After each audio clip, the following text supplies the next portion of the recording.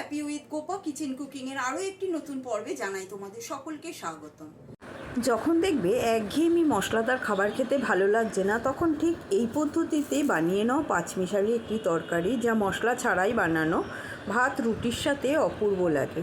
প্রথমেই গ্যাসে একটা কড়াই বসিয়েছি। কড়াইয়ের মধ্যে শুকনো ভেজে নেব কালো জিরে। এর মধ্যে কোনো তেলের ব্যবহার করছি না, একেবারেই শুকনো ভেজে নিলাম। কালো জিরেটা ভেজে তুলে নেওয়ার পরে ওই কড়াইতেই দিয়ে দিলাম 3টে শুকনো লঙ্কা। শুকনো লঙ্কাটাও শুকনোই ভেজে নেব। শুকনো লঙ্কাটা ভেজে নেওয়া হয়ে গেছে, এবারে তুলে নিচ্ছি। এখানে কিছু সবজি কেটে নিয়েছি, যেমন একটু লম্বা লম্বা করে কেটে নিয়েছি 2টো আলু, কিছুটা কুমড়ো, কাটোয়া ডাঁটা, আর নিয়েছি এখানে পটলটাও দেখো লম্বা লম্বা করেই কেটে নিয়েছি। সমস্ত সবজিগুলো কেটে ভালো করে ধুয়ে রেখেছি। এদিকে কড়াইতে কিছুটা সর্ষের তেল দিলাম, খুবই সামান্যই সর্ষের তেল দিয়েছি, বেশি সর্ষের তেলের দরকার নেই। এই রান্নাটায় একেবারেই তেল মশলা কমই লাগে। প্রথমেই তেলের মধ্যে একটু লবণ দিয়ে নিয়েছি, লবণ দিয়ে এবারে আলুর টুকরোগুলো দিয়ে দিলাম। আলুর টুকরোগুলো দেওয়ার পরে একটু হলুদ দিয়ে দিলাম, আলুগুলো ভেজে তুলে নিলাম। এবার বাকি তেলের মধ্যে ভেজে নেব কয়েকটা বড়ি। এখানে আমি হিং বড়ি নিয়েছি, তোমাদের কাছে যে বড়ি আছে সেই বড়ি নিয়ে ভেজে নেবে। বড়ি ভাজা হয়ে গেলে এবার ওই তেলের মধ্যেই পটলগুলো একটু লাল লাল করে ভেজে নিয়েছি। পটলগুলো লাল করে ভেজে তুলে নেওয়ার পরে বাকি যে তেলটুকু থাকবে সেই তেলের মধ্যে কুমড়োটাও একটু ভেজে নেব। আর এদিকে একটা মিক্সার জারের মধ্যে শুকনো খোলায় ভেজে নেওয়া কালো জিরে আর শুকনো লঙ্কাটা গুঁড়ো করে নেব। শুকনো লঙ্কা আর কালো জিরে গুঁড়ো করে নেওয়া হয়ে গেছে। এবারে কড়াইয়ের মধ্যে দিয়ে দিলাম আরও 2 চামচ সর্ষের তেল। সর্ষের তেলের মধ্যে কালো জিরে আর একটা শুকনো লঙ্কা ফোড়ন দিয়েছি। শুকনো লঙ্কা কালো জিরেটা ভালো করে ফোড়নটা দিতে হবে।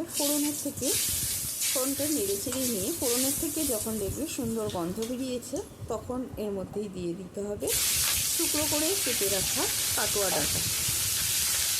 এখন বাজারে প্রচুর কাটোয়া ডাঁটা উঠেছে, কাটোয়া ডাঁটা খেতে কিন্তু ভীষণই ভালো লাগে। কাটোয়া ডাঁটাটা দেওয়ার পরে এবারে এর মধ্যে দিয়ে দিলাম সামান্য হলুদ গুঁড়ো। কাটোয়া ডাঁটাটা সামান্য একটু ভেজে নিলাম, ভেজে নিয়ে এবারে ওর মধ্যে দিয়ে দিচ্ছি ভেজে রাখা সমস্ত সবজিগুলো দিয়ে আবার একটু নেড়ে চেড়ে নেব।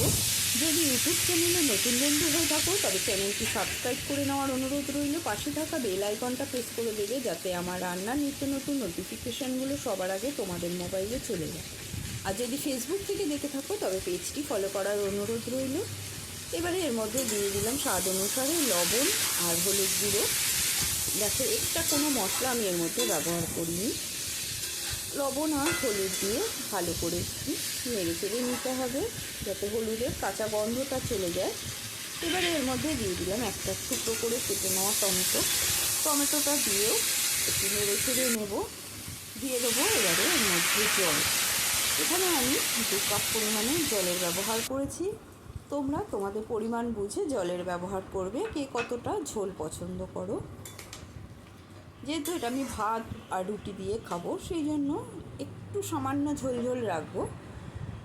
ভালো করে সবজিগুলো জলে ডুবিয়ে দিয়ে এবারে ঢাকা বন্ধ করে দিলাম। কিছুক্ষণ বাদে ঢাকাটা সরিয়ে নিলাম।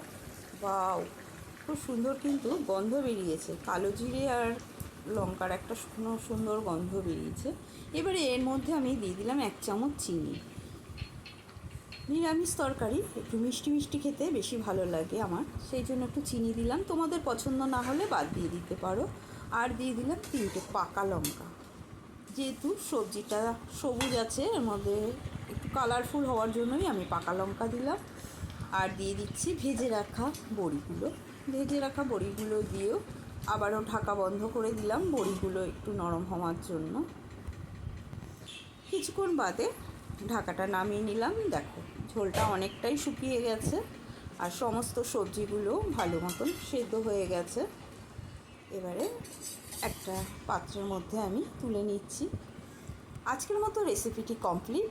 ওপর থেকে দেখো কালো জিরে আর শুকনো লঙ্কার গুঁড়োটা ছড়িয়ে দিয়েছি। দারুণ টেস্টি হয় এই রেসিপিটি ভালো লাগলে লাইক কমেন্ট শেয়ার করে দেবে। আজকের মতো এই পর্যন্ত। সুস্থ থাকবে, ভালো থাকবে, ধন্যবাদ।